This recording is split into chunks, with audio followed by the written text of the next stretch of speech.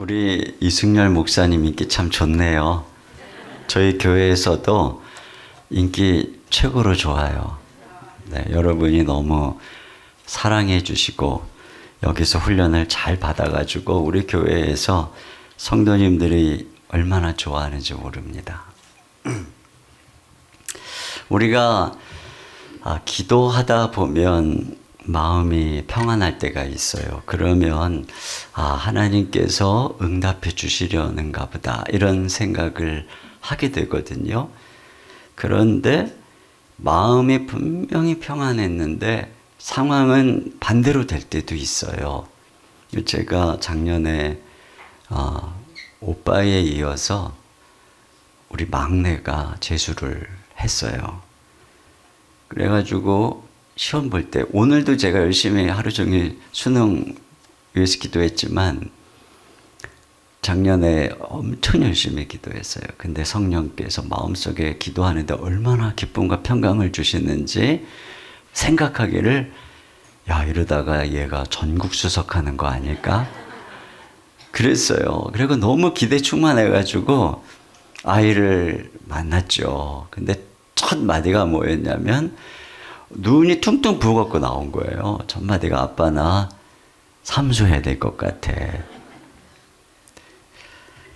이렇게 분명히 마음속에 평안을 얻었는데 약속을 받은 거나 마찬가지죠. 그런데 현실적으로 보여지는 상황은 절망적으로 펼쳐질 때가 있어요. 예를 들어서 아브라함 같은 경우에 하나님께서 아무 자식도 없는 그에게 하늘에 별을 보여주면서 네 자손이 이와 같을 것이다.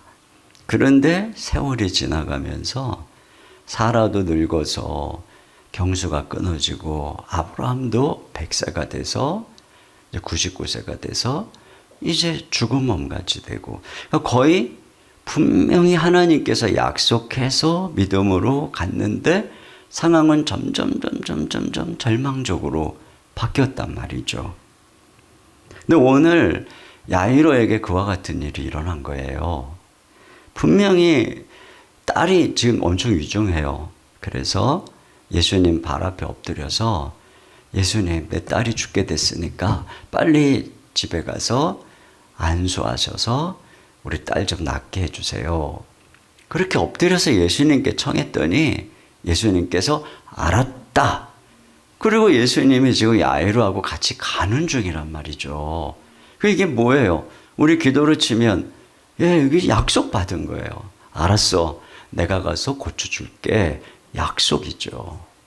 그런데 상황이 어떻게 됐어요? 오늘 우리가 읽은 말씀에 보니까 여기 지금 상황이 35절 말씀에 이렇게 돼 있어요. 아직 예수께서 말씀하실 때에 회당장의 집에서 사람들이 와서 회당장에게 이르되 당신의 딸이 죽었나이다. 어찌하여 선생을 더 괴롭게 하나이까?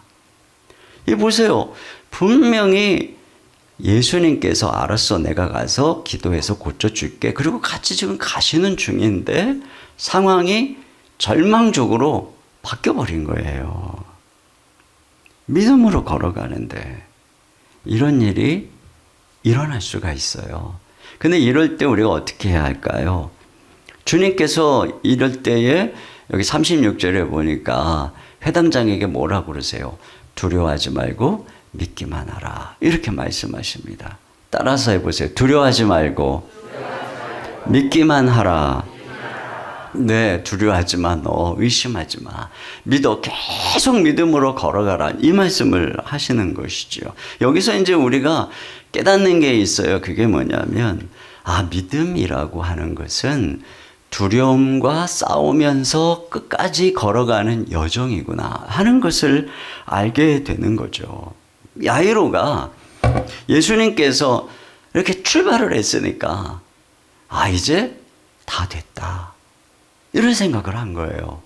그런데 믿음으로 출발을 했지만 딸이 낳는 이 응답을 경험하기까지는 중간에 이 절망, 상황이 악화되고 의심이 되고 풍랑이 일어나는 이 절망의 두려움과 싸워서 이겨야 끝까지 가서 결국은 응답을 받는 거예요.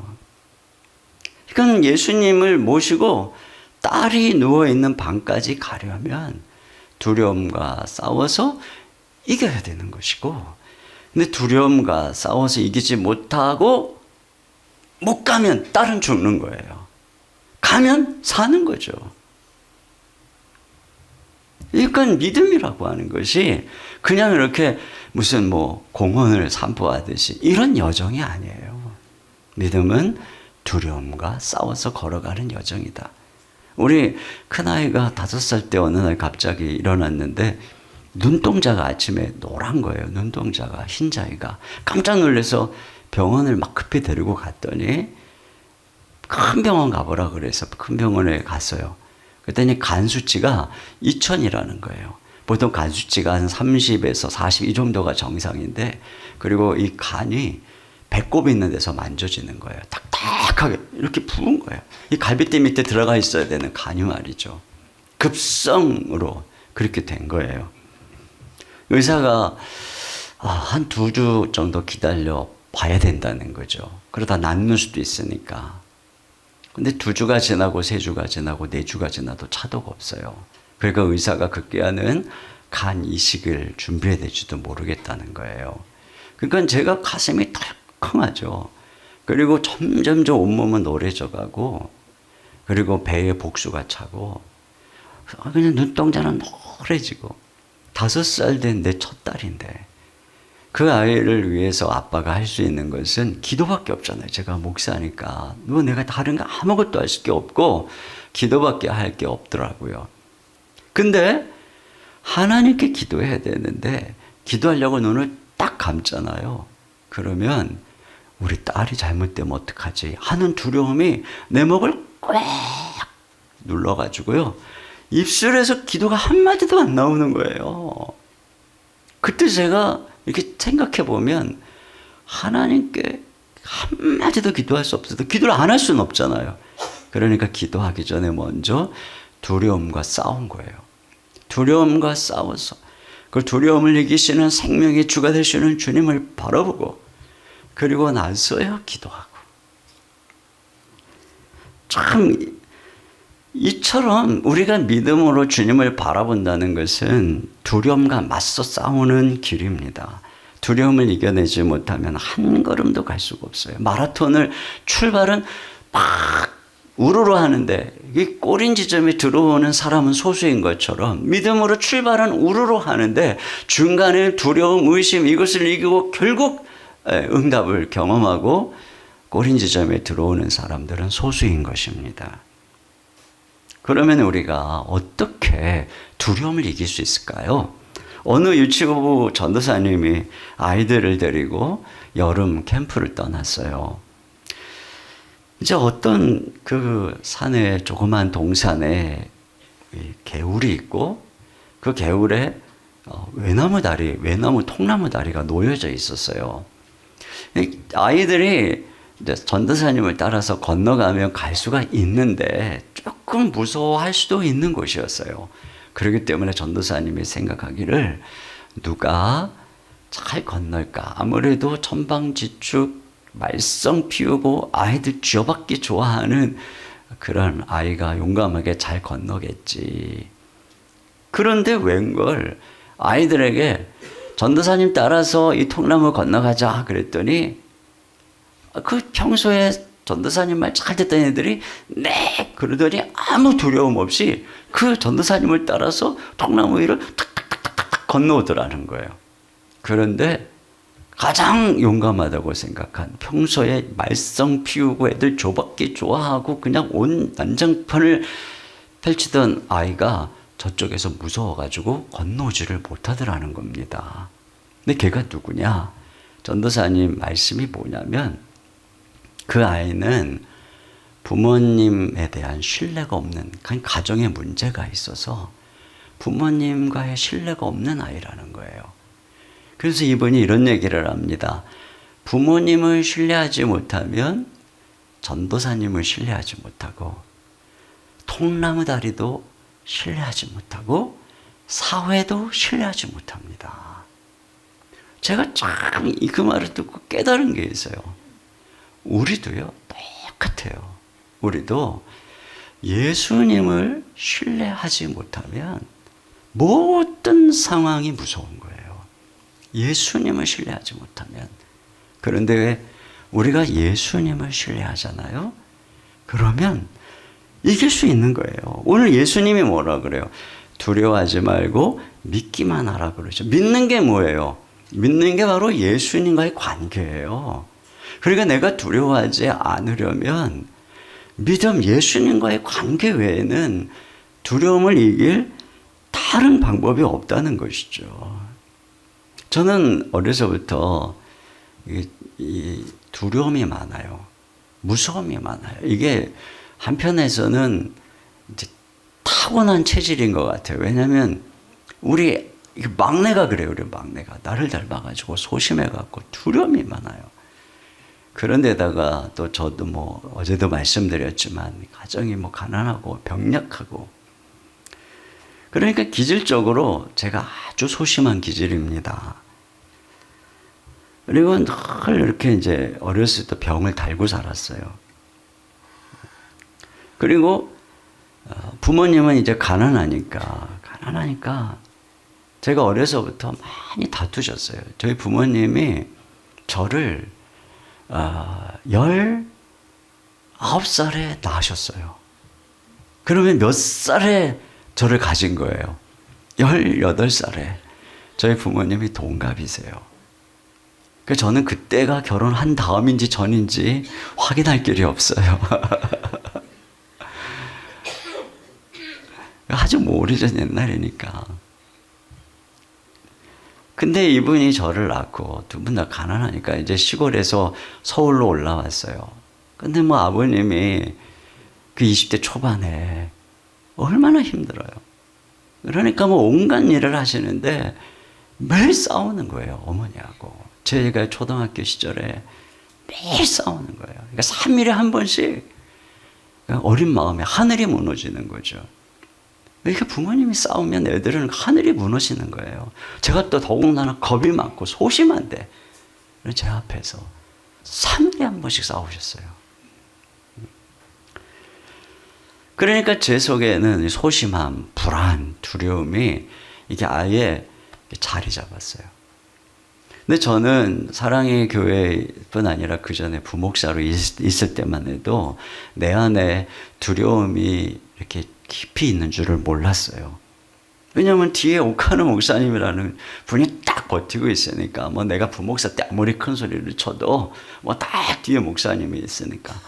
근데 제가 교회를 개척을 하고 보니까 조금만 어려운 일이 있어도 막 두려운 거예요.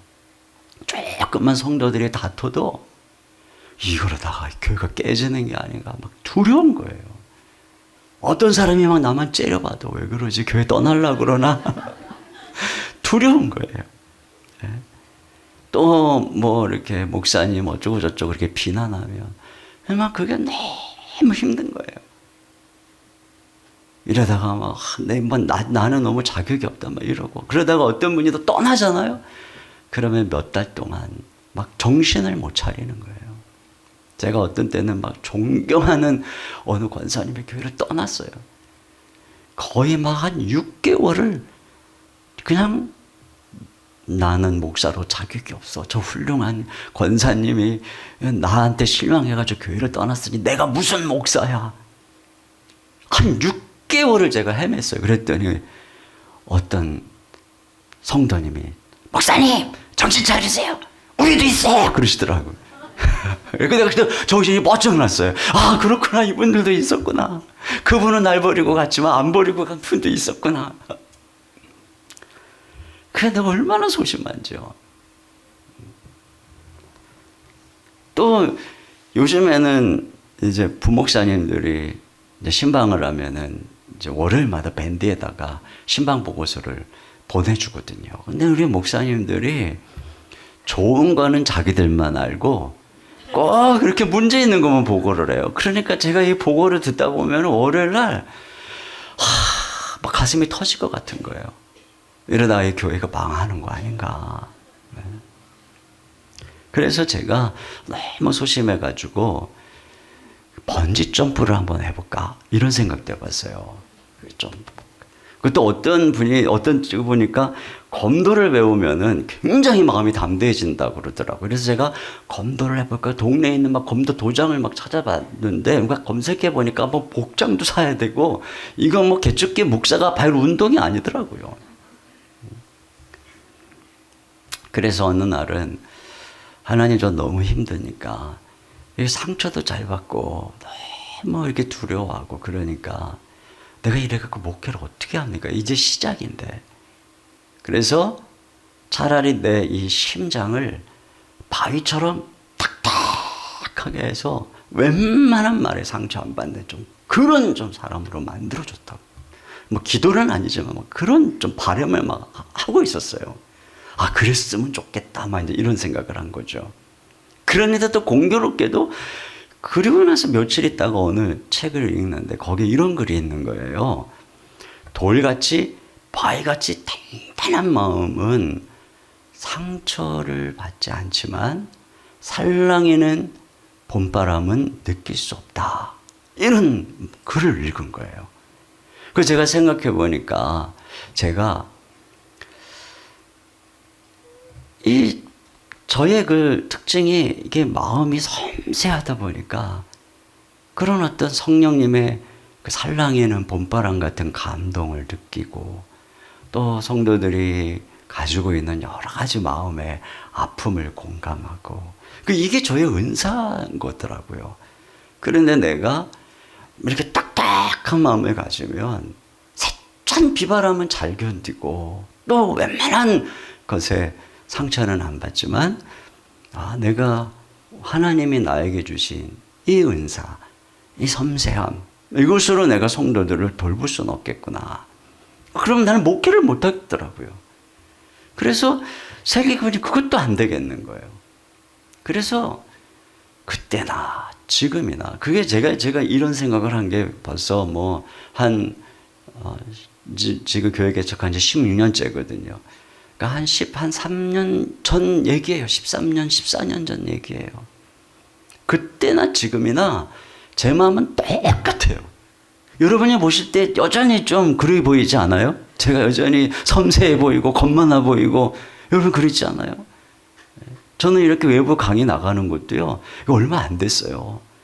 어디 이렇게 낯선 분 앞에 가가지고 얘기하는 거 엄청 제가 힘들어해가지고 우리 교인들이야 나를 아니까 막 웃으면서 막 그냥 그리고 우리 목사님 우리가 조금 인상 쓰면 힘들어하는 거 아니까 막 격려줘. 그러니까 제가 설교를 하지만 딴 데 가면 여러분은 그래도 너무 표정이 좋아요. 그래갖고 야 진짜 우리 박영환 목사님 목회를 너무 잘한다. 어제 내가 그런 생각을 했거든요.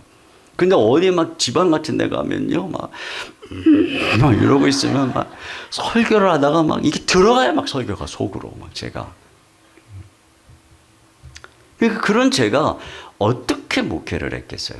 지금까지 어떻게?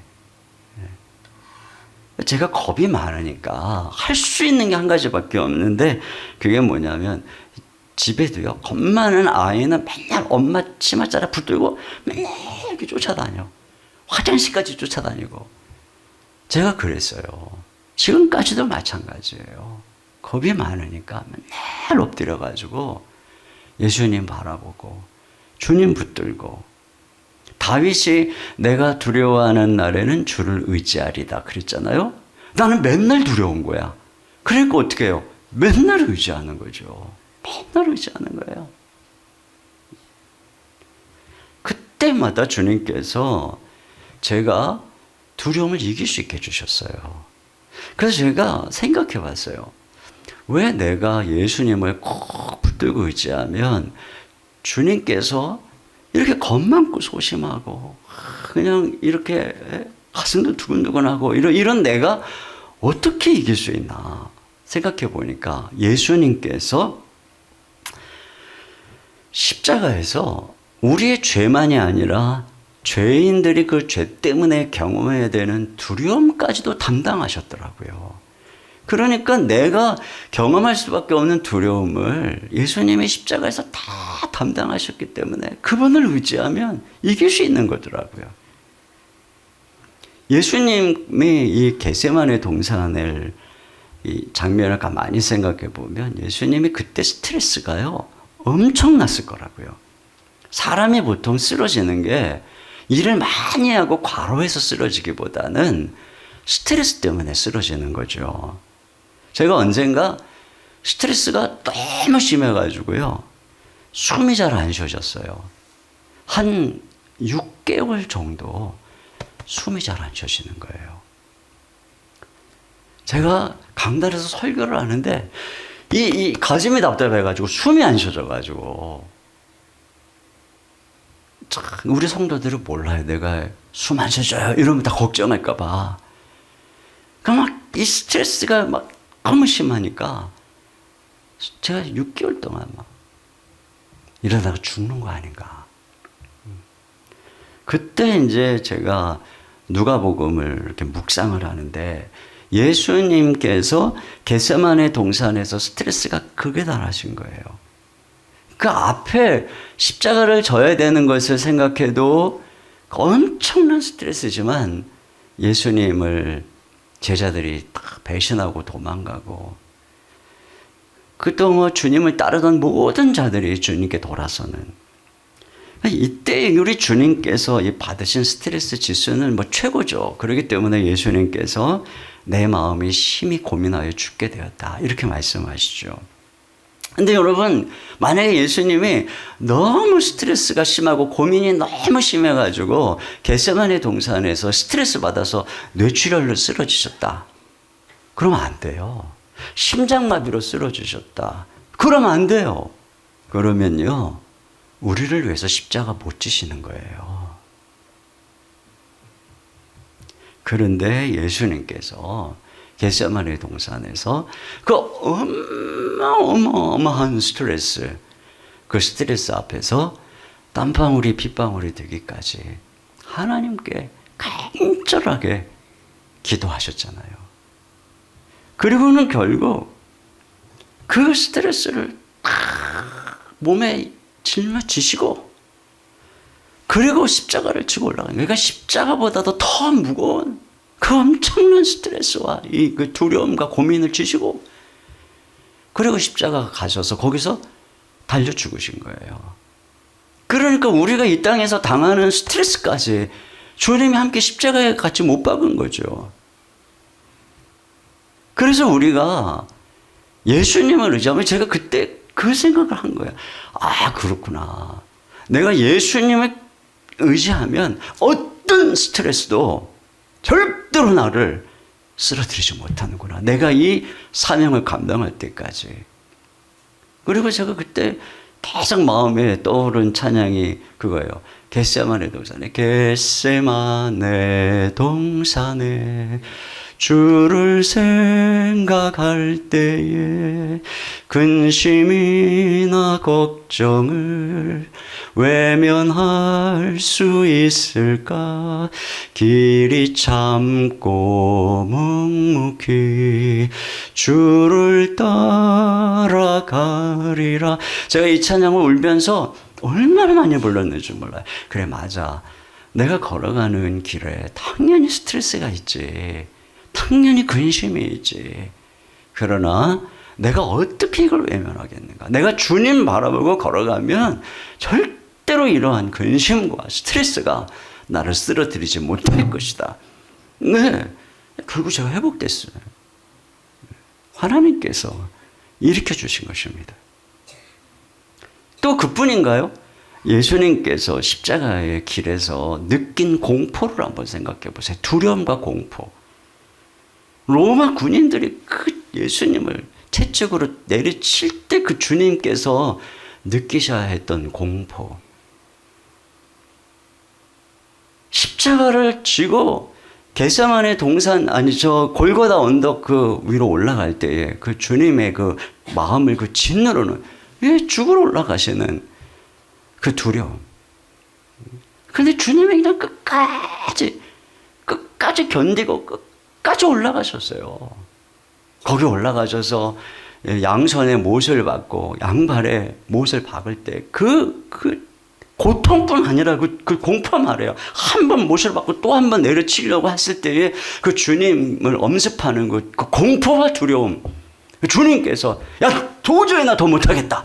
그리고 뻘떡 일어나시지 않으셨어요. 끝까지. 왜 그랬을까요? 왜 주님께서 그 모든 우리랑 똑같은 인간이시기 때문에 느껴야 되는 그 두려움과 공포를 왜 주님이 다 감당하셨을까요? 그것은 죄인된 우리가 우리의 죄로 말미암아 이 세상을 살아가면서 때때로 두 다리가 흔들거리고 두 팔이 연약해지고 마음의 심령이 녹아져 내리고 그래서 그 두려움 때문에 쓰러질 수밖에 없는 우리를 주님이 아셨기 때문에 우리가 이 세상에서 경험하게 되는 모든 공포와 두려움을 주님이 다 끝까지 견디시고 짊어지신 거예요. 그렇기 때문에 우리가 예수님을 의지하면 여러분 공포를 이길 수 있다니까요. 두려움을 이길 수 있다니까요. 저 우리 딸이 아플 때요. 이 다가오는 그 죽음의 공포가 얼마나 큰지요. 잠을 잘 수가 없는 거예요, 제가.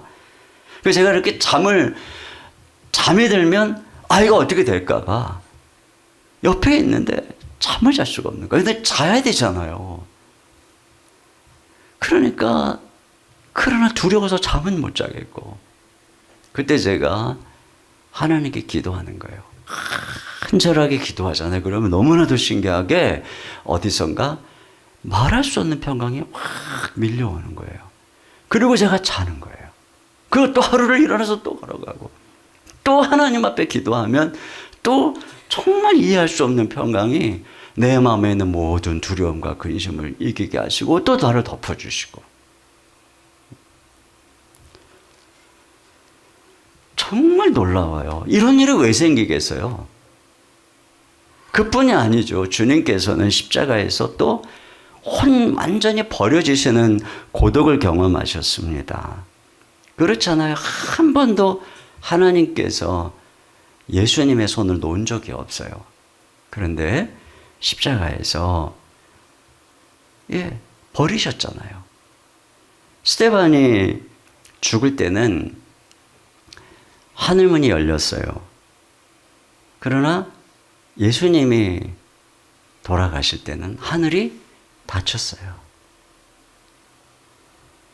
스데반은 순교한 거죠. 그러니까 하늘이 열리고 인자가 하나님 보좌 우편에 선 것을 보았어요. 그래서 스데반의 얼굴이 환해졌어요. 그러나 예수님은 저주를 받은 거예요. 그렇기 때문에 하늘이 닫히고 예수님의 얼굴은 시커매지고 하나님은 예수님께 등을 돌리고 예수님은 버림받은 것입니다. 그래서 우리 대신에 완전한 버림받음에 외로움, 배신, 그 모든 것 사람들이 다 침을 뱉고 버린 거죠. 하나님조차도요. 왜 그렇게 됐어요? 왜? 우리가 우리 죄 때문에 하나님께 버림받고 사람들에게 버림받고 그걸 예수님이 아셨기 때문에 우리 주님이 대신 버림받은 것이죠. 그렇기 때문에 하나님께서는 우리 주 예수님 때문에 어떤 순간에도 우리의 손을 놓지 않는 거예요. 예수님 안에서. 왜? 예수님이 우리 대신에 버림받았기 때문에 어떤 경우에도 하나님은 우리를 버리지 않는 거예요. 여러분 믿습니까? 그러므로 여기도 보세요. 이 지금 두려움의 순간에 처음에는 야이로가 예수님 손을 딱 잡고 간 거예요. 예수님 우리 딸 도와주세요. 그리고 딱 붙잡고 딱 열심히 간 거죠. 그런데 딸이 죽었다고 하는 말을 딱 들었을 때 야이로의 손이 저절로 예수님의 손에서 미끄러져 내려가고 있었어요.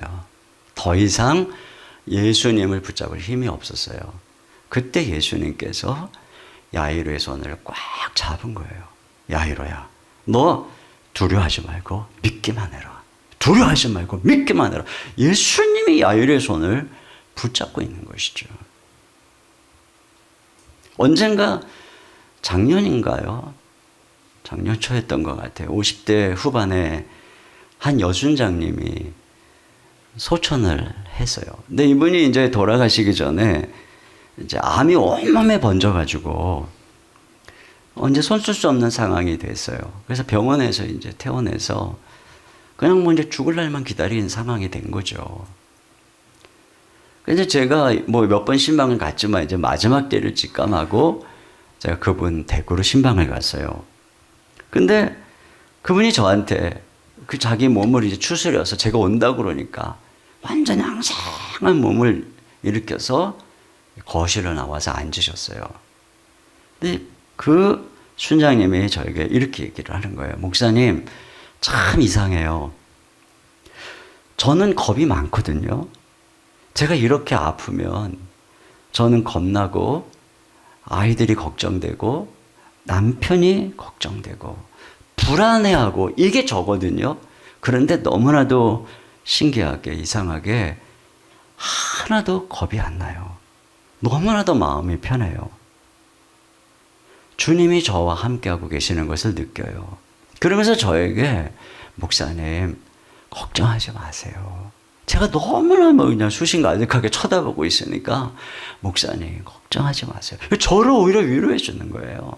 제가 나오면서 내가 입장을 바꿔놓고 내가 그 순장님의 입장이었다면 나도 과연 그렇게 말할 수 있었을까?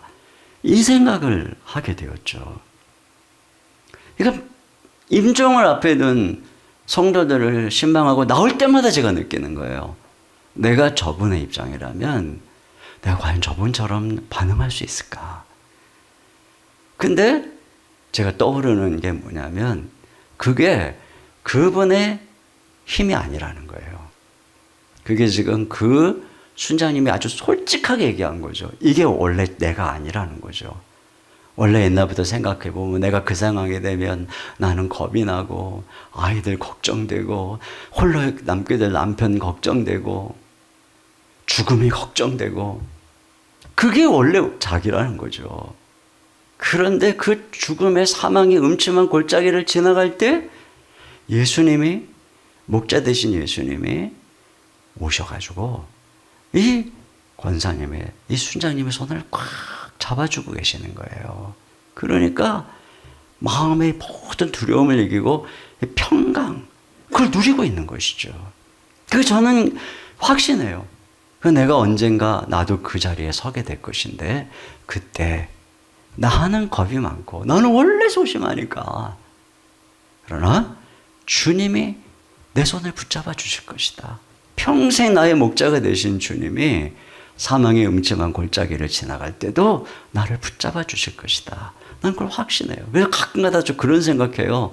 내가 이렇게 설교하고 있는데 갑자기 공산당이 들어와가지고 다들 조용히 하래!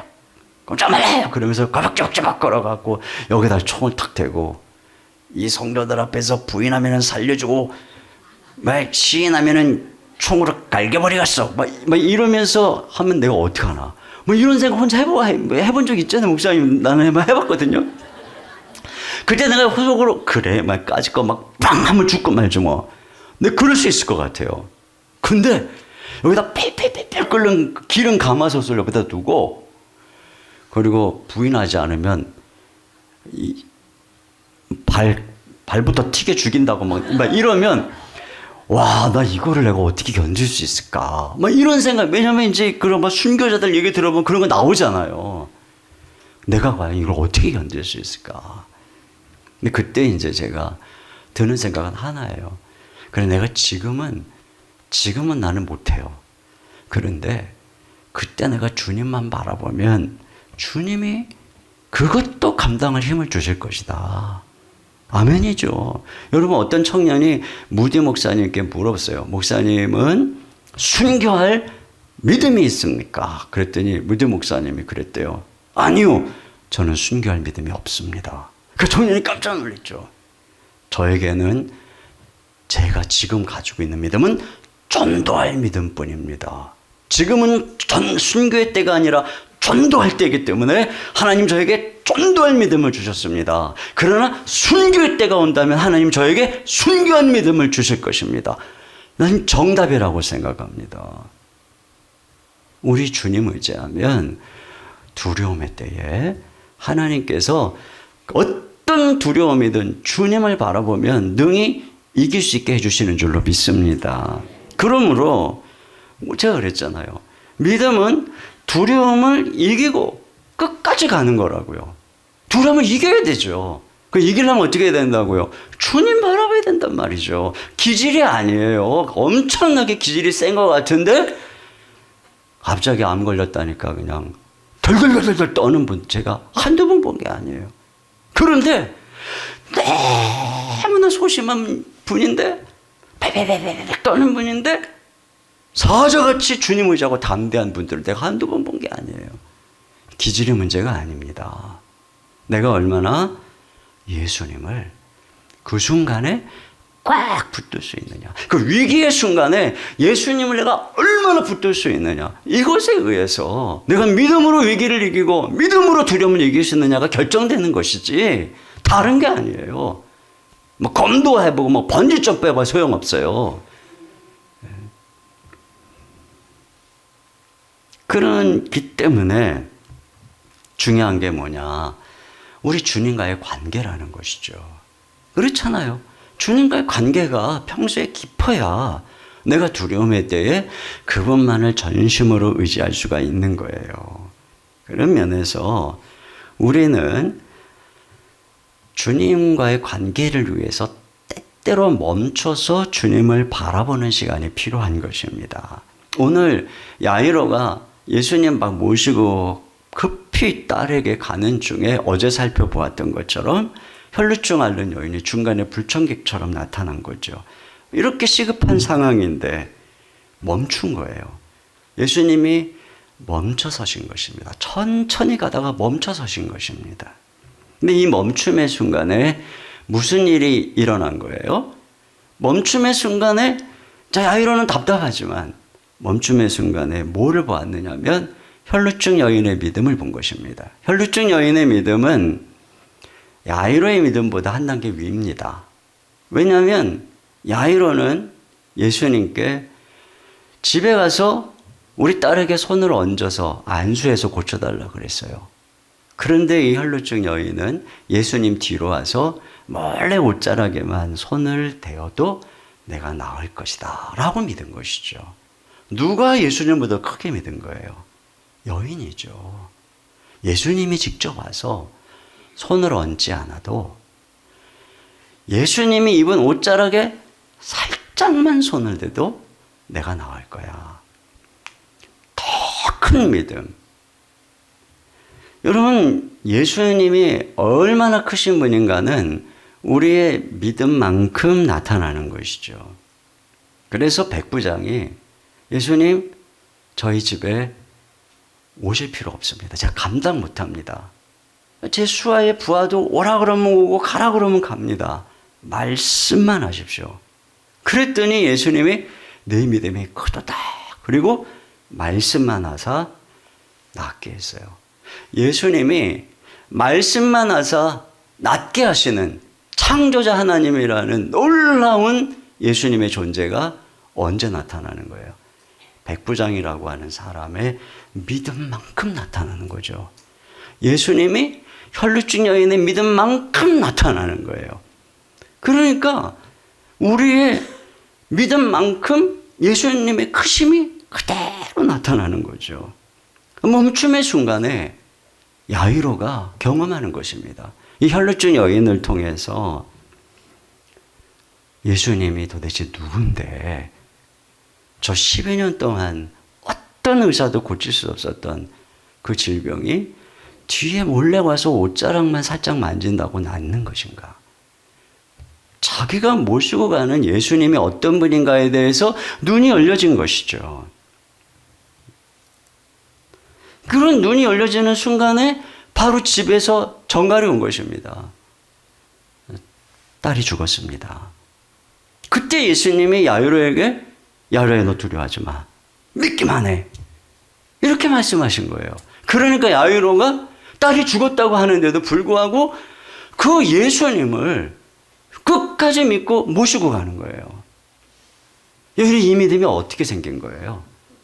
이 믿음이 중간에 이 혈루증 앓는 여인을 통해서 멈춤의 순간이 없었다면, 그 멈춤의 순간에 자기의 눈이 열려져서 예수님이 어떤 분인지를 발견하는 이것이 없었다면 과연 끝까지 모시고 갔겠는가? 전 아니라고 생각해요. 언뜻 보면은 그냥 부지런히 갔으면 딸이 죽기 전에 예수님 모시고 갔을 것 같다는 생각이 들기도 하죠. 그러나 제가 이 복음서의 여러 상황을 정황을 살펴보건대 지금 이런 얘기를 막 하는 중에 집에서 정갈이 와가지고 지금 딸이 죽었다고 전해주고 있는 상황이거든요. 그렇기 때문에 어쩌면 아무 방해 없이 야이로가 예수님을 모시고 막 빨리 갔어요. 갔는데 대문 앞에서 곡소리를 들을 수도 있는 거예요. 대문 열고 들어갔는데 마당에서 곡소리를 들을 수도 있는 거예요. 만약에 그랬으면 그때 야이로가 빨리 갔지만 야이로가 어떻게 했을까요? 아, 예수님 한 발 늦었네요. 안녕히 가세요. 그랬겠죠.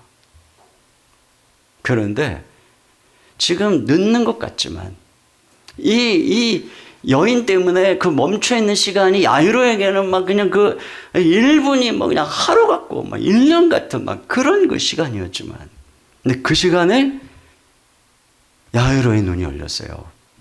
예수님이 누군지 발견한 거죠. 그렇기 때문에 늦은 것 같았지만 결국에는 그 믿음의 눈이 열렸기 때문에 끝까지 예수님을 모시고 갈 수가 있었다는 말이죠.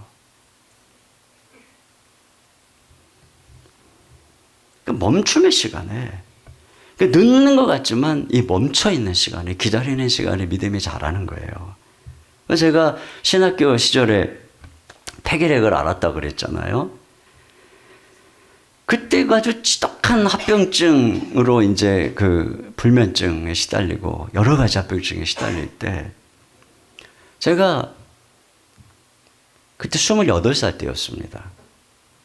캠퍼스에서 이제 신학교 기숙사에서 공부할 때 28살에 친구들은 다 족구하고 축구하고 같이 탁구 치고 그리고 열심히 꿈을 꾸면서 쬐만큼 달려가는데 저는 매일 잠 못 자고 약 먹고 아프고 양지 바른 곳에 이렇게 앉아가지고 얼굴 창백해갖고 빼빼 말라가지고 쳐다보고 있었어요. 지금도 막 눈에 선해요. 너무 부러운 마음으로. 그리고 제가 그때 주님께 이렇게 막 하소연했죠. 주님, 내가 지금 28살인데 내가 이때 이렇게 인생이 꺼져가고 하나님 왜 나한테 왜 이러십니까? 그런 반문을 많이 했어요. 그리고 매일 밤마다 잠 못 자면서 기숙사에 있는 다른 친구를 탁 넣으면 꽉 하고 자는데 나는 그냥 밤새 잠을 못 자고 뒤치다거리고 끙끙거리고. 그러면 이상해요. 이렇게 잠을 못 자잖아요. 그러면 어디서 멀리서 또 기적 소리가 나요. 기차의 기적 소리가. 주변에 기차역도 없는데 별소리가 다 나요. 그렇게 고독한 시간을 3년을 보냈어요.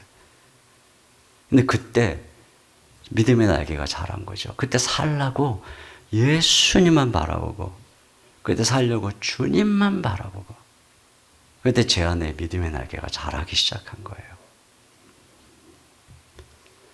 제가 지금 그리고 나서 지금까지 목회를 하면서 이렇게 연약한 제가 목회에 많은 장애물을 넘어갈 수 있는 그 믿음의 날개는 전부 그때 자란 거예요.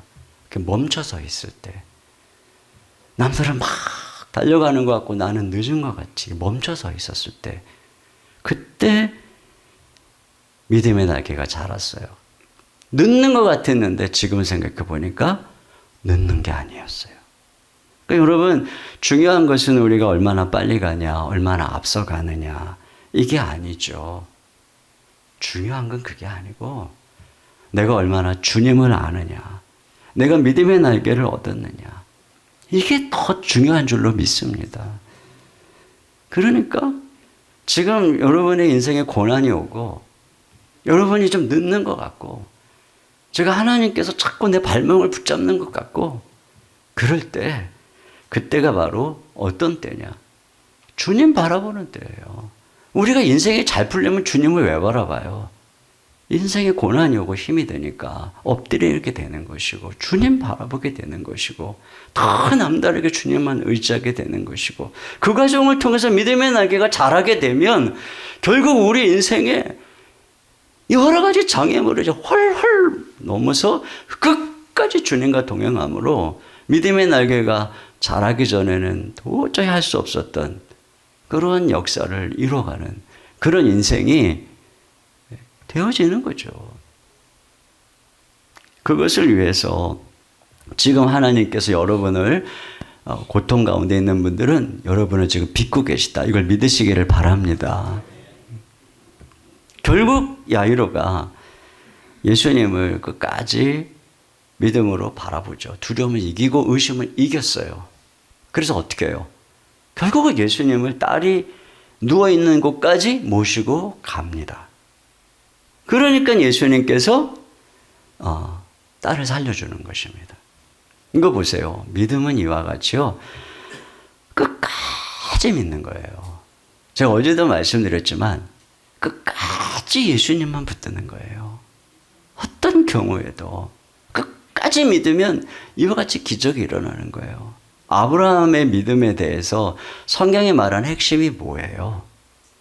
자기 몸이 죽은 것 같은 걸 알고도 믿음이 약해지지 않냐고. 바랄 수 없는 중에 바라고 믿었다. 뭐예요? 핵심이 끝까지 믿었다. 물론 중간에 흔들리고 있기도 했지만 결국은 그런 절망적인 상황에서도 믿었다 이거거든요.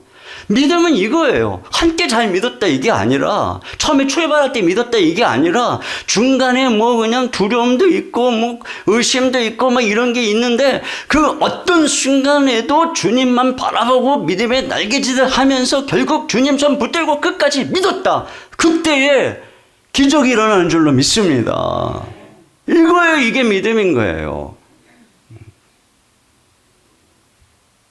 제가 우리 딸이 그렇게 위중할 때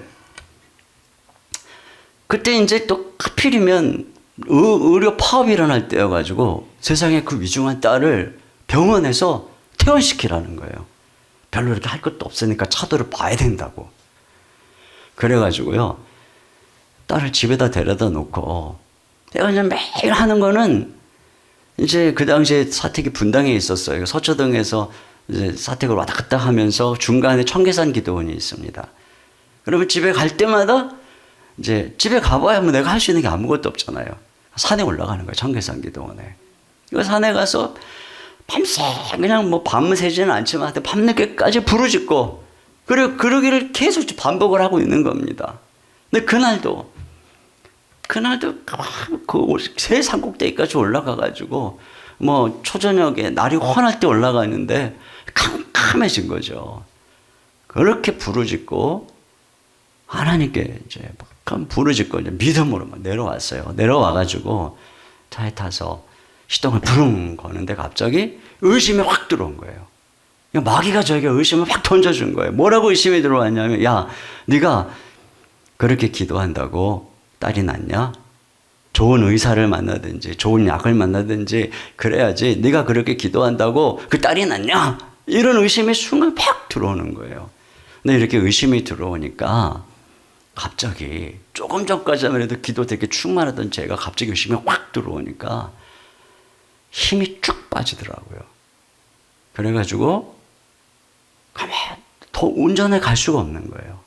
온몸에 힘이 빠지고 갑자기 믿음이 사라지고 마음이 슬퍼지고 근심 염려 걱정이 찾아오고 눈물이 나는 거예요.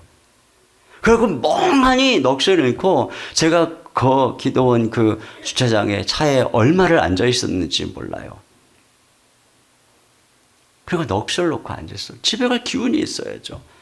집에 누워있는 딸을 볼 그런 아무 힘이 없는 거예요. 그렇게 한참을 앉아 있었어요. 진짜 그냥 한참을 앉아 있었어요. 그랬는데 그때 주님이 저에게 말씀하시는 거예요. 주님께서 저에게 하신 말씀 지금도 생생해요. 아들아, 너 목사지? 네, 제가 목사입니다. 그럼 목사는 뭐 하는 사람이냐? 목사는 하나님이 살아있다고, 말씀이 진짜라고 성도들에게 전하는 사람이지. 그런데 네가 기도 열심히 하고 내가 기도한다고 하나님이 고쳐줘 딸을? 이렇게 의심한다면 너는 나중에 네가 믿지도 않는 것을 성도들에게 믿으라고 기도하라고 사기치는 목사가 되겠구나. 이런 마음이 순간 마음에 음성이 들린 거예요. 그러면서 번뜩 드는 생각이 뭐였냐면 내가 사기치는 목사가 되든지 사기치는 목사가 안 되려면 목사를 그만두든지 목사를 그만두지 않으려면 믿든지 이거밖에 없더라고요. 근데 생각해보니까 제가 목사가 돼서 내가 믿지도 않는 것을 성도들에게 믿으라고 사기치는 목사가 될 수는 없잖아요. 그러면 둘 중에 하나인 거예요. 목사를 그만두든지 믿든지. 근데 내가 목사를 그만둘 수는 없겠더라고요. 주님의 소명인데. 그래서 내가 선택할 게 딱 하나밖에 없더라고요. 믿어야 되겠더라고요. 그래야 내가 사기치는 목사가 안 되죠, 나중에. 그래서 내가 믿어야 되겠구나 하고 생각해 보니까 또 믿는다고 손해볼 게 아무것도 없더라고요. 그렇잖아요. 내가 믿는다고 손해볼 게 없을 뿐더러 동시에 내가 믿으면 오히려 기대할 수가 있는 거예요. 근데 믿지 않으면은 내가 아무것도 기대할 수 없고 오히려 내가 믿으면 뭔가 얻을 게 있고 믿지 않으면 오히려 문제가 있더라고요. 그 믿는다고 또 뭐 손해볼 일도 없잖아요. 뭐 믿자. 뭐 그러면 되는데 뭐 내가 뭐 그런다고 뭐 손해볼 게 있어요. 그래서 내가 그때 그 자리에서 결정을 했어요. 믿자. 내가 기도한 대로 내가 기도한 것을 하나님이 응답해 주신다고 믿자. 그래서 제가 딱 믿으면 어떻게 해야 되지? 하고 생각해 보니까 내가 진짜로 내가 좀 아까 기도했잖아요. 내가 기도 열심히 기도했잖아요. 그 하나님께서 들어주시라고 믿는다면 나는 기뻐해야 되겠더라고요. 감사해야 되겠더라고요. 찬양해야 되겠더라고요. 근데 그 순간에 퍼뜩 드는 생각이 뭐냐면 지난 4주, 5주, 6주가 지나는 동안에 제가 굉장히 열심히 기도했는데 거의 안 웃었어요. 찬양도 안 했어요. 물론 뭐 성도들 앞에서 억지로는 했겠지만 거의 찬양도 안 했어요. 그럼 무슨 감사를 했겠어요. 그래서 제가 어떻게 했느냐. 열심히 기도하고 그리고 막 인상 쓰고 다녔어요. 그게 저의 모습이었어요.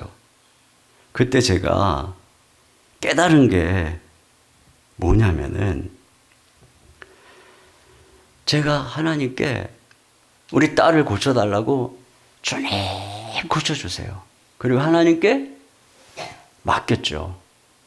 그런데 그리고 나서 저는 어떻게 한 거예요?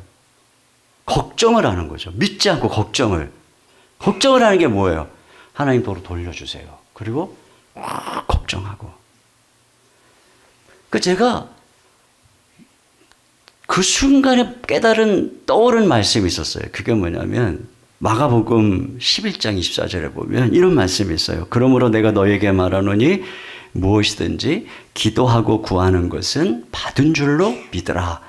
그리하면 너희에게 그대로 되리라. 근데 이게 순간적으로 깨달아진 거예요. 내가 기도하고 구하는 일은 정말 잘했는데 뭐를 못했느냐면 기도하고 구한 것은 받은 줄로 믿으라. 기도하고 구한 것은 받은 줄로 믿으라. 내가 받은 줄로 믿었으면 어땠겠어요? 당연히 감사하고 기뻐했겠죠. 그러나 저는 기도하고 구하는 일은 잘했는데 그것을 받은 줄로 믿는 일을 잘 못한 거였어요. 그래서 제가 하나님 앞에 이걸 깨달은 거죠. 왜 내 신앙의 문제를 깨달은 거예요, 제가. 내가 하나님께서는 딸을 저에게 맡겼잖아요. 그래서 제가 하나님께 가서 하나님이 딸을 고쳐 주시옵소서. 그 밤에도 믿습니다. 고쳐 주시옵소서. 믿습니다. 맡깁니다. 그걸 하나님께서 알았다. 그리고서 고치려고 딱 하면 내려가면서 돌려주세요. 그리고서 이러고 다닌 거예요. 그리고 또 그 다음날 고쳐 주시옵소서. 그 주님이 알았다 고치라 그러면 돌려주시옵소서 하고 또 하루 종일 이러고 다니는 거죠. 하루 종일. 그러니까 하나님이 나한테 맡겼잖아요, 딸을. 그 애비가 무슨 뭐 하나님 손도 못 대게 이러고 다니니까. 그러니까는 제가 이러고 있었던 게 깨달아진 거죠. 그래서 제가 그때 하나님께 내가 맡겨야 되겠구나.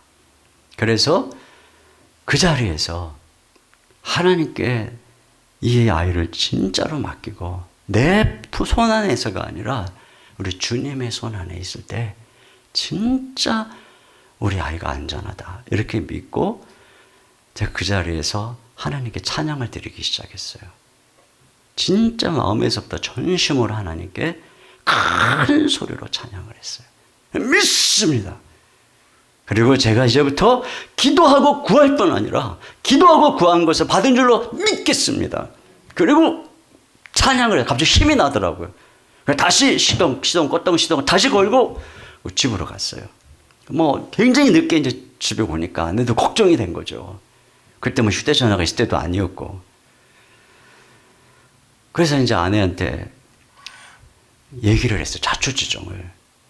왜 이렇게 늦냐 그래. 이런 일이 있었다. 그랬더니 그게 언제쯤이냐 그랬더니 뭐 몇 시간 전이지 않겠느냐 그랬더니 아내가 그러는 거예요. 아이가 조금 전에 잠이 들었는데 자기 전에 얼굴을 보니까 눈동자에 노란 게 조금 벗겨지는 것 같더라는 거예요. 지난 6주 동안 뭐 전혀 차도가 없었던 거죠. 조금 더 차도가 없었어요. 간수지 2천에서 막 맨날 먹고 왔다 갔다 하고 있었거든요. 근데 갑자기 그랬다니까 자는 아이 눈을 이렇게 열어보고 싶었는데 그럴 수는 없고 아침에 일어나자마자 눈을 봤어요. 그랬더니요. 눈동자에 노란 거에 3분의 1이 하얀 게 보이는 거예요. 여태까지 보인 적이 없었거든요. 그 다음날 절반이 보이고요.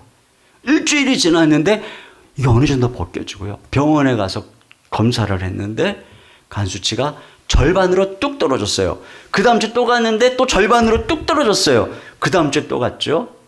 의사가 완전히 나왔다는 거예요. 깨끗하게 나와버렸어요. 그랬는데 그때 의사가 그러는 거예요. 진짜 기적이라는 거예요. 그러면서 저기 있는 저 아이, 그때 어떤 아이가 우리 아이만한 아이가 병원에 왔어요. 얘랑 똑같은 증상으로 온 아이인데 걔는 간 이식을 해서 뭐 면역 치료인가 뭐 그걸 받으러 왔다는 거예요. 그래서 제가 진짜 하나님께서 살아계시는구나. 이렇게 전심으로 믿음으로 하나님께 기도하니까 하나님께서 이런 기적을 이루어 주시는구나.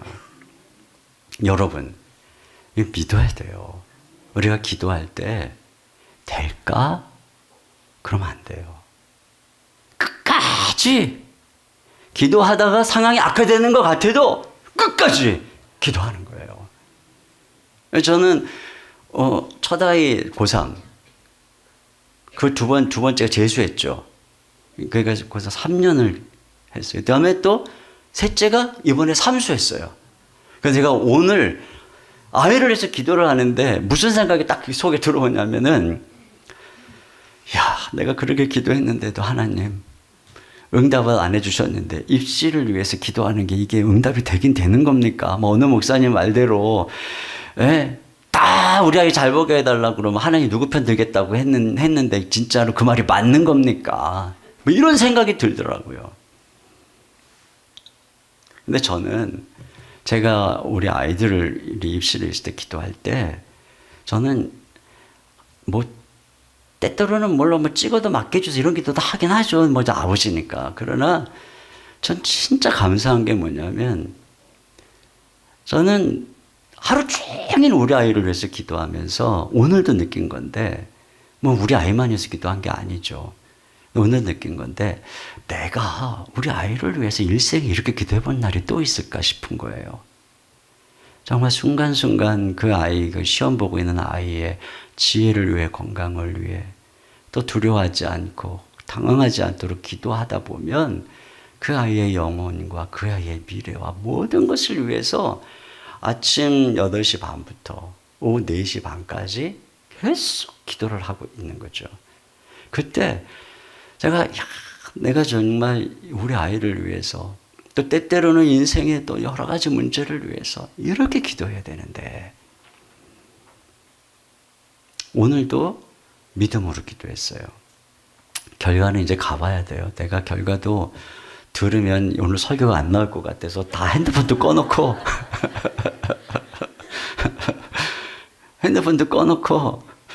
그래 내가 어제 목사님한테 내가 오늘 설교 은혜롭게 하려면 목사님 기도 많이 해야 돼. 우리 딸이 현찮은 응답이 있으면 오늘 설교 죽서. 내가 이렇게 얘기를 했어요. 근데 저는 결심한 거죠. 나는 끝까지 믿으리라. 내가 하나님께 간구한 기도는 절대 땅에 떨어지지 않을 것이다. 그리고 결과가 어떠하든 내가 하나님께 올려드린 우리 딸을 위해서 올려드린 이 기도는 우리의 딸의 생애 어떤 모습으로든 아름답게 이루어질 것이다. 저는 그걸 확신합니다. 그렇기 때문에 제가 드리는 말씀은 뭐냐면 끝까지 기도하라는 것입니다. 절대로 포기하지 말고 기도에 대해서 의심하지 말고 그러면 기적이 일어날 줄로 믿습니다. 폴토로니에가 신앙을 공중 그네 고개와 같다 그랬어요. 그래서 고개사가 이쪽 막대기를 잡고 쭉 가다가 이걸 놔야죠. 그래야 저쪽 막대기가 딱 와서 내가 그 막대기를 잡고 저편으로 건너가는 거잖아요. 근데 이거를 딱 붙잡고 쭉 갔는데 안 놓으면 어떻게 돼요? 다시 돌아오는 거죠. 우리가 주님 앞에 기도를 열심히 해요. 이쪽 막대기를 붙잡고 쭉 안 놓으면 다시 빽 하는 거예요. 쭉 제가 지금 한 거예요. 지금 제가 산에 올라가고 쭉 그거 주께 맡겨야 되는데 그래야 이 응답의 막대기가 와서 저편으로 가는데 내가 붙들고 안 놔. 다시 빽 이렇게 되는 거예요. 그러나 우리가 딱 붙잡고 쭉 놔야죠. 맡겨야 됩니다. 기도하고 구한 것은 받은 줄로 믿어야 됩니다. 그러면서 걸어가면 기적이 일어날 줄로 믿습니다. 한 가지만 잠깐 말씀드리면 여기 혈루증 여인이 12년 동안 혈루증을 앓았는데 야이로의 딸도 12살이라고 하잖아요. 제가 이 부분을 묵상하면서 열둘 어떤 의미가 있을까 하다가 언뜻 딱 들어온 생각이 뭐였냐면은 이 회당장의 딸이 12살이잖아요. 그러니까 뭐 저는 제 딸을 생각해 볼 때 회당장 얼마나 행복했을까. 사실 그 당시에 회당장이지만 뭐 우리로 치면은 오늘날 뭐 목사하고 비슷한 위치에 있는 사람입니다. 얼마나 12년 동안 행복했을까.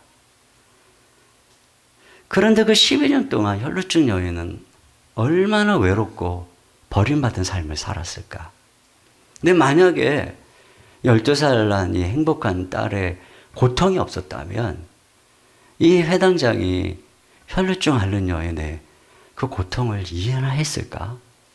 그리고 그 여인에게 예수님의 은혜가 필요했다는 사실을 이 회당장이 이 율법으로만 반듯하게 사람을 재단하던 이 사람이 깨달을 수 있었을까? 결국 내가 지금 당하는 고통이 다른 사람의 고통을 보게 하는 창문이고 거울이라는 것을 제가 이 말씀을 통해서 묵상하게 됐어요. 제가 이렇게 우리 아이가 아픈 시절에 제가 진짜 깨달은 게 많아요. 사랑의 교회에서 그 당시에 심야 기도 인도하고 영성훈련을 사역하는 그런 과정이었거든요. 매일 환자 위해서 기도할 때 우리 딸이 아파가지고 저 위에 올라갔을 때 그 이름이 올라갔을 때 비로소 여기다가 이 환우의 이름을 올려놓은 성도들의 마음이 이런 거였구나. 내가 매주 금요일마다 암 환자들 수많은 환자들을 위해서 기도하면서 한 번도 알지 못했고 이렇게 이름을 올려놓고 기도하는 게 얼마나 고마운지 전혀 알지 못했고 그 딸의 이름을 그 어떤 목사님이 내 때려 불러가 이름을 불러가면서 그게 들릴 때 그 고마움 말이죠. 그 간절함. 아, 이런 거였구나. 또 그 가까운 병원에 우리 딸을 데리고 왔다 갔다 할 때 제가 그 병원을 수없이 신방간 병원이거든요. 그런데 제가 우리 딸 때문에 이렇게 로비에 앉아 있는데 저쪽에 아이 머리 이렇게 팍팍 깎고 링거 꽂고 엄마가 그 아이를 이렇게 휠체어에 끌고 가는 근데 그 어머니의 얼굴이 보이는 거예요. 아, 저 어머니의 얼굴을 보니까 저 마음이 이런 마음이었구나. 저쪽에 그 남편을 이렇게 링거 꽂고 있는 남편을 부축해 가고 있는 어느 부인의 그 모습을 보면서 저분의 지금 마음이 이런 거였구나. 근데 막 거기서 회개하는 거예요, 제가. 내가 이 병원을 수없이 들나들고 신방을 했는데 내가 이분들의 마음을 얼마나 알았나. 막 거기 앉아서 회개하고요. 그 당시에 우리 아이, 큰아이가 5살 때 둘째가 3살이고 첫째가 돌이 안 되실 때였어요. 그런데 제가 분당에서 이 새아이 데리고 새아이 이제 있는 그 아내랑 새아이 놔두고 아침에 일찍 그 조그만 소형차 하나 가지고 있는 거 타고 사랑의 그 서초동 가면 밤에 왔거든요. 그럼 저희 아내는 나중에 들어보니까 새아이 데리고 버스 2번 갈아타고 수요 예배도 오고 주일 예배도 오고 또 장도 보러 가고 그런데 그 와중에 또 저희 아버님이 중풍으로 쓰러지셨거든요. 지금까지 쓰러져 계세요. 그러니까 저희 어머님은 그 돌봐야 되니까. 그러니까 제 아내를 도와줄 사람이 아무도 없었어요. 이런 상황이고 또 저희 장모님은 여수에 살고 계세요. 근데 교회를 안 다니시기 때문에 반대하는 결혼했거든요. 그러니까 아내가 아무리 힘들어도 절대로 어머니한테 장모님한테 얘기를 안 했어요. 반대하는 결혼할 때는 꼴 좋다 이런 말 들을까 봐. 그렇게 아내가 혼자서. 그러니까 아이가 아플 때도 방법이 없는 거죠. 그래서 어느 날은 우리 아이가 병원에 있는데 병원에 입원해 있을 때였는데 오늘은 엄마랑 있고 싶다는 거예요. 그러니까 제가 아이 둘을 데리고 집을 가야 되는 거예요. 아이 둘을 뒤에 카시트에 딱 앉히고 운전하고 가는데 엄마가 없으니까 막내가 우는 거예요. 막내가 동생이 우니까 옆에 있던 3살짜리 오빠가 같이 우는 거예요. 으악! 나도 우는 거예요. 그러다가 숨 넘어갈 것 같아가지고 품에 안고 운전을 하고 집에 왔어요. 잠든 아이를 간신히 데리고 그리고 2 아이를 데리고 들어왔어요. 어떻게 씻기고 이제 이렇게 재우려고 하는데 아이가 엄마가 없으니까 막내가 우는 거예요. 얘를 달랠 방법이 없는 거예요. 막 숨 넘어가게 우는 거예요. 어디 막 아내가 아이 전 먹이던 옷을 찾았어요. 그걸 입었어요, 제가. 그리고 이 아이를 안고 막 달랬더니 엄마 냄새가 나니까 아이가 안심이 되는지 잠을 자더라고요. 그 걔를 간신히 누이고 아들을 간신히 누이고 그리고 터푹 앉아 있는데 그때 그 순간에요. 그 생각이 막 나는 거예요. 와, 나는 혼자서 아침에 그냥 교회 갔다가 밤 늦게 오면 땡이었는데 우리 집사람은 얘 셋 데리고 어떻게 사는 거지? 이 생각이 막 나는 거예요. 그러면서 내가 집에 오면 불이 딱 켜져 있고 아이들이 아파 하고 달려오고 여보 이제 와요. 그랬는데 이렇게 불이 꺼져 있었고 병원에 있는 우리 큰아이는 돌아올지 안 돌아올지도 모르겠고 그리고 거기 앉아가지고 막 회개하는 거예요. 하나님 제가 잘못했습니다. 진짜 우리 가정 다시 회복시켜 주시면 제가 아내한테 정말 잘할게요. 막 회개하는 거예요. 거기 앉아가지고. 온통 그냥 막 하나님께서 이 고통을 통해서 내 자신을 돌아보고 회개하게 하고. 그러면서 그 당시에 책을 하나 읽었어요. 제럴드 시처 목사님이 어느 날 지금도 이분이 이제 2 아들 데리고 혼자서 살고 계시는 목사님이죠. 교수님이신데 이분이 어느 날 2 아들 딸하고 2 아들하고 아내하고 어머니하고 이렇게 데리고 어디 인디안 마을에 견학을 갔다가 돌아오는 길에 반대편 차선에서 음주운전 차랑 정면 충돌을 해가지고 그 자리에서 어머니하고 아내하고 딸이 그 자리에서 세상을 떠났어요. 그러니까 엄청난 충격이죠. 어머니, 아내, 딸. 그러니까 이런 비극이 어디 있어요. 매일 악몽을 꾸는 거예요. 악몽을 꾸면 저쪽에서 시커먼 먹구름이 영원히 자기를 가려버리려고 그러면 그리고 저쪽 반대편에서 해가 지는 거예요. 소망의 해가. 그러면 그 해를 잡으려고 달려가다가 결국은 어둠에 갇혀버리는 악몽을 꾸고 일어나고서 보면은 현실이 악몽인 거죠. 견딜 수가 없는 그런 매일매일의 삶을 살아가는데 그때 이 목사님에게 사람들이 찾아오더래요. 어떤 사람들이 찾아오냐면 목사님 저도 딸을 얼마 전에 잃었습니다. 목사님 저도 아내를 작년에 잃었습니다. 그런데 신기하게도요. 그런 사람들의 이야기를 들으면 그렇게 아프던 게 조금씩 이렇게 위로가 되더라는 거예요. 그러면서 수많은 사람들이 자기를 위로해주는 그 위로 속에서 그 시기를 이겼다는 거예요. 그리고 한 1년쯤 넘어가니까 또 사람들이 찾아오더래요. 이번엔 어떤 사람들이 찾아오냐면 목사님, 저 아이가 세상을 떠났어요. 눈물을 흘리면서 저 어떻게 하죠? 목사님, 제 아내가, 제 남편이 세상을 떠났어요. 찾아오더라는 거예요. 근데 그분들의 손을 붙잡고 이미 이분이 다 경험했으니까 같이 손을 잡고 울어주고 위로해주고 그러면서 이분이 그런 얘기를 했어요. 이 세상에는 고통을 겪지 않은 사람보다 고통을 겪는 사람들이 훨씬 많다. 내가 고통을 겪고 나서야 비로소 그 세계를 봤다는 거죠. 그래서 그 세계를 보기 때문에 드디어 그들을 치료할 수 있게 됐다는 거예요. 그러면서 제가 떠오른 게 뭐냐면 헨리 나우엔이 메시아, 그 상처 입은 치유자에서 그런 얘기를 했어요. 우리 메시아는 상처 입은 치유자다. 붕대를 감는 메시아다. 그분이 고통을 알기 때문에 그분 자신이 죽음의 고통을 아셨기 때문에 우리들을 싸매줄 수 있고 고쳐줄 수 있다는 거죠. 우리가 이런 인생에서 고통을 당하는 게 바로 그런 의미를 갖고 있는 거예요.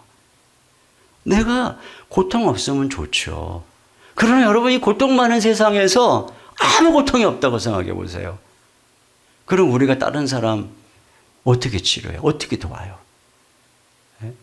약이 잔뜩 있는데 상대가 어디가 아픈지를 모른다면 우리에게 복음이 있는데 상대가 어디가 아픈지를 모른다면 어떻게 치료를 하냔 말이죠. 그러니까 우리 인생의 고난은 한편에서는 하나님께서 이것을 통해서 내가 다른 사람의 고난을 치유하도록 하는 이 치유의 원동력이 되는 거예요. 여기서부터 다른 사람의 고난을 치유하는 치유의 향기가 흘러나오는 것입니다. 그러니까 내가 지금 힘들다. 이건 여러분이 버림받은 것도 아니고 하나님께서 저와 여러분을 이 고난 많은 죄악된 세상에서 우리를 부르셔서 결국은 우리를 이 모든 과정을 통해서 치유하시고 이렇게 세우셔서 믿음의 날개를 가지고 수많은 사람들을 치유하는 그런 하나님의 사람으로 삼으시려고 우리에게 고난을 주고 계시다. 여러분 그것을 믿으시기를 바랍니다. 그래서 끝까지 이 믿음 가지고 그래서 제가 정리하겠습니다. 믿음은 두려움과 싸우는 여정이에요. 그러니까 두려워하지 말고 믿어야 됩니다. 근데 이 두려움을 어떻게 이길 수 있느냐? 바로 예수님을 두려움을 담당하신 예수님만 바라볼 때 이길 수 있는 것입니다. 그러기 위해서는 우리가 어떻게 해야 되느냐? 주님과의 관계가 깊어져야 되니까 자주자주 멈춰서서 예수님 바라봐야 되는 거예요. 그래서 우리 인생의 고난, 이 멈춰져 있는 뭔가 이 답답한 이 순간이 어떤 순간입니까? 주님 바라보는 순간이에요. 그렇기 때문에 내 인생에 고난이 있다. 그러면 주님 바라봐야 돼요. 이 기회, 지금 이 기회 말고 다른 기회 없어요. 더 좋은 기회가 어디 있습니까? 이때 오직 주님만 바라보고, 끝까지 주님 바라보고, 끝까지 기도하는 거예요. 그래서 끝까지 내 믿음으로 아브라함처럼 끝까지 믿는 것입니다. 그때 하나님께서 놀라운 기적을 보여주실 줄로 믿습니다. 그리고 우리를 다른 사람의 상처를 치유하는 치유의 사람으로 이 시대 가운데 사용해 주실 줄로 믿습니다.